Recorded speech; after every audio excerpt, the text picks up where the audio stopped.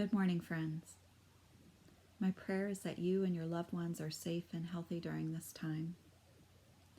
I'm sure that everyone is craving a sense of normalcy right now. I know that I am. And that reminded me of a time that I experienced about 9 years ago. I had been diagnosed with breast cancer and I was just getting ready to start with my chemotherapy treatments. And I remember saying to my husband, John, I don't think I'm going to feel normal for a very long time. In my mind, I had already anticipated the things that I would be restricted from doing. The loss of hair, the loss of contact with people when I wasn't feeling well, the loss of being able to do things with my loved ones and my friends, and just the general sense of a loss of control in my life.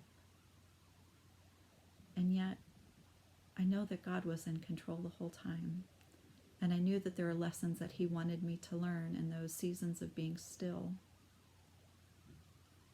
My guess is that in this season of being still for all of us, there's a lesson that God wants us to learn.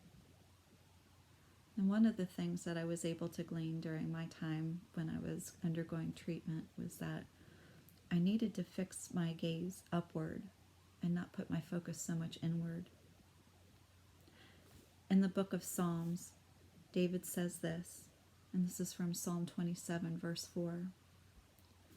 One thing I ask from the Lord, this only do I seek, that I may dwell in the house of the Lord all of the days of my life, to gaze on the beauty of the Lord and to seek Him in His temple.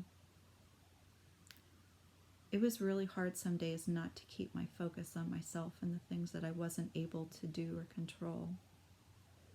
But the times that I had the most peace were the times that I fixed my gaze on Him. And I have to say, it was one of the times in my life that I felt closest to God, because everything else had been stripped away.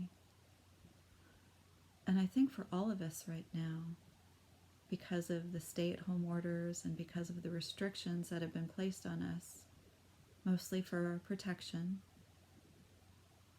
God's giving us an opportunity now. He's stripping away all the things that aren't essential in our lives, but giving us an opportunity to focus on the thing that is most essential, and that's Him. I was really encouraged as I was reading in the book of Hebrews, in chapter 12, and I'll read this for you. Therefore, since we are surrounded by such a huge crowd of witnesses to the life of faith, let us strip off every weight that slows us down, especially the sin that so easily trips us up.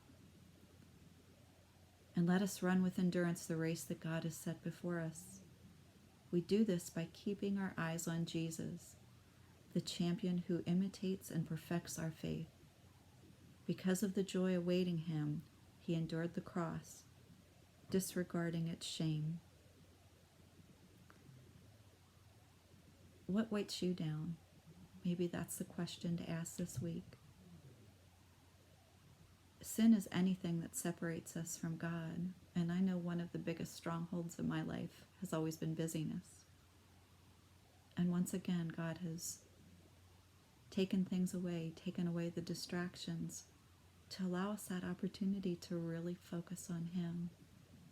So my question to you today is, what slows you down? What do you need to strip off that you could fix your eyes upon Him? And we talked, I think, before about, this race is going to produce endurance. We don't know for certain how long this virus is going to last, how long these restrictions will last. And yet, if we fix our eyes on Jesus, He'll give us the strength that we need to get through these coming days. And as a crowd of witnesses, I think that's the body of believers that we are, with the challenge of showing others what it's like to be in the season of being slow and really fixing our eyes on the Lord. My prayer today is that you're able to take your focus away from being inward and focus upward on Him. My prayers are with you, that you and your families stay safe, that you stay connected, and that you find ways to just experience Him in deeper ways than you ever had before in this season of being slow. Blessings to you all.